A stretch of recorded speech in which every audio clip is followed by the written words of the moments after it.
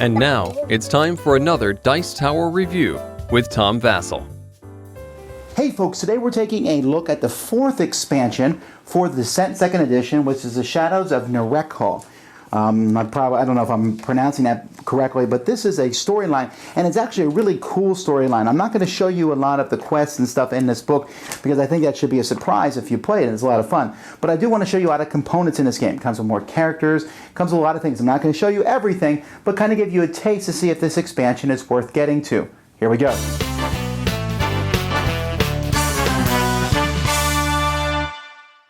The expansion adds 4 more characters. I'll show you a couple of them here. Here we have Vasel Lightfoot, and I like her because she has that automatic shield for defense rolls, and she rolls a black shield.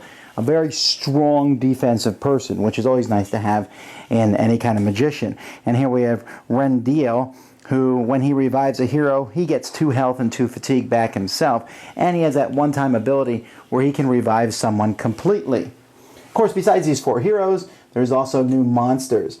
Here we have probably 2 of my favorite new monsters in the game. First, we'll talk about the rat swarms.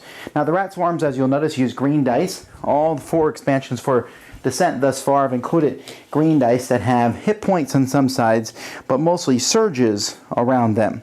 And the rat swarms take that up. First of all, this is just a really cool model. You can see all the different rats. People don't realize what it is, so they pick it up and look at it. If there was a model I need to get painted, it's this one. But anyhow, the rats have some cool things. First of all, wounded rats can merge together and become one rat. But they also have this special ability, Feast, which is really dangerous, because when they feast, they basically do as many hit points as their health, which is a pretty cool idea, because the more rats you kill, the weaker they become. But when they're full strength, I mean, in this instance, for example, a 5 hit point rat could do 5 damage to you. The changelings, on the other hand, have hideous laughter and whisper and wither and bleed. And while we're talking about bleed, I should mention many things in this set have bleed. Bleed is a new status card that's been included with tokens, a new status you can have, where whenever you take an action, while you have this card, you have to suffer a hit point. A hit point, which is kind of a dangerous thing. So you have to heal yourself from bleeding as quickly as possible, but you can basically use an action to get rid of it, to staunch the bleeding. So these guys have bleed, but as this game progresses, for this particular quest, you will get these villagers, these corrupted villagers cards, and you will be able to convert your changelings into, for example, the civilian, or the scholar, or the executioner, which gives them different special abilities. Here, for example, the master changeling adds 2 to its health per hero, and he also has coup de grace, which his attack gets +2 for each condition card or token. And so this is a really cool way for the heroes to never know what kind of changeling, who this changeling might be, and what special abilities they might have. The other 2 monsters in this set are some more basic ones. We have the Infernal Hawk here, which is a pretty cool model, a big beastish looking thing, probably a take on the Umber Hawks. And then one of my favorite, as the Dungeon Master, one of my favorite monsters, the Ironbound, which are kind of like big clanking suits of armors that will be marching around. Think of them as almost a small iron golem type thing. They have iron skin, which means they're immune to pierce. They have really good defense, and they're slow as all get out. But they can protect those who are around them. The expansion also comes with a pile of terrain, of course, to go through all the whole scenarios in the quest book. One of the things I like is the portcullis, these gates that are used to come in. They're not a huge difference in just a normal door, except you can see through them, but it's just a cool addition to add to this game. There's also quite a bit of new equipment that's included, and I won't show you all of them. I'll show you just some of the neat ones. The Rune of Blade here, which has a lot of different things you can use for the surges, just like the Rat Tooth Dagger, which of course causes bleeding. The Golden Mask is a neat one. Every time you attack, your X's are treated as blank, so you don't miss. Or the Star of Kelos, which just basically adds a green, and we of course call it the Star of Kellogg's cereal. The Baron's Cloak, which makes you immune to pierce. The Bone Blade, which is a cool thing and does bleeding. There's several cards that add to bleeding. Or these Incendiary Arrows, which when you hit someone, you hit the people next to them also.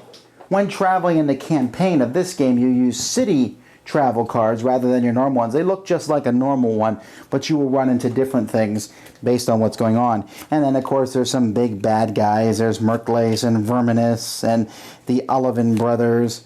So they're coming up, and of course there's tokens included for each of them. There's also some new cards for the bad guy, including, you can see here, Shadowmancer cards, which are really cool. You can use your opponents to hit, the heroes can hit themselves, hit at shadows, make your people harder to hit. Now let's take a look at the 4 hero classes. The Skirmisher is your basic barbarian card here. He starts with these 2 hand weapons here, and that's his special ability, is that whenever he has 2 hand weapons, he can use both of them. Well, he can use the surges on both of them, and he also gets 1 free surge when he's attacking with these. And he has a lot of cards that give him health when he attacks people. There's one where he can basically move through people and attack, and then there's this unstoppable one, which is just really annoying, because basically it means he will never miss. Whenever you roll an X in a melee attack, you can turn that X to the side of your choice. So he is probably, if you want a guy who's just going to run up and do ultimate fighting, he's your guy. The Shadow Walker, on the other hand, comes basically with this Shadow Soul. He's his own familiar. Now, the Shadow Soul is really slow. You can see it only can move 1. But basically, the Shadow Walker, when he attacks someone, can summon this. And later on, we'll just be able to summon it. And this guy is just going to get in people's face. Every time he's next to somebody, the monster will take an extra attack. And as time goes by, your guy can use the Shadow Soul, and a monster can only hit you if they spend a surge to do so. And then the Shadow Soul can attack a monster using that monster's attack dice. So this is a guy, basically, he's kind of almost a bad guy, I feel like, using the bad guy's attacks against themselves.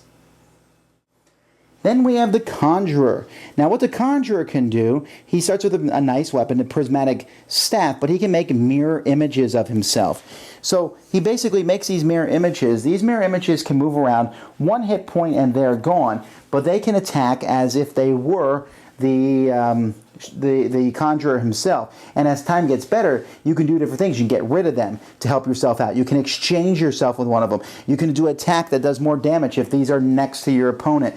It's really annoying if you are the Overlord. Really annoying these guys are to you, and they can certainly slow down sometimes a relentless horde of monsters. And then finally we have the Bard. The Bard starts with a Traveler's Blade and a Lute. And I know that in most games everybody makes fun of the Bard, but here the Bard has some very powerful special cards. And basically, he can, during the course of the game, he can put a song token on a card. So if I put the treble clef token on this card, it says at the end of my turn, each hero within 3 spaces recovers a hit point. If I put the bass clef on here, each other hero within me recovers fatigue. And so as time goes by, he can have different songs, and he can move the tokens between these songs. That can make monsters take a wound. That can make heroes recover. Or if heroes attack, they get extra defense. So it really acts like your typical Bard from your typical role-playing game, and just by moving some tokens around. Okay, this is probably my favorite of the 4 expansions thus far.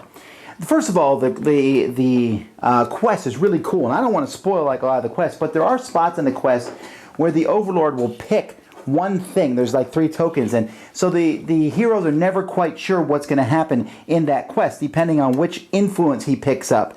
And different things will happen, and there's characters. It's a really cool, involved quest, but the quest does not work well for standalone campaigns like the first one, and even the second quest. I could pull, a certain... I'm sorry, it works well as a standalone campaign, but it's hard to pull specific things out of it and play just those.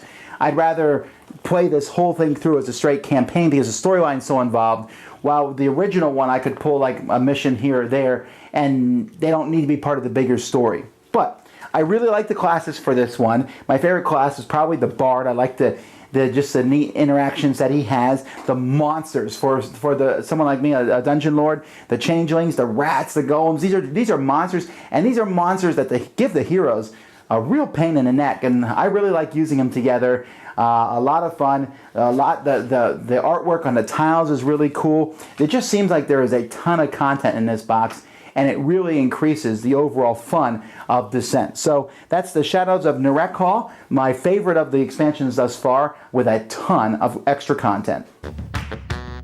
Thanks so much for watching the Dice Tower videos. Find more great videos and reviews as well as our top-rated audio podcast at Dicetower.com. You can also find other great shows at Dicetowernetwork.com. I'm Eric Summerer, and you've been watching The Dice Tower. The Dice Tower is sponsored by Cool Stuff Inc., where you can find great games for great prices. Cool stuff in stock. Check them out at CoolStuffInc.com. Shut the door! There.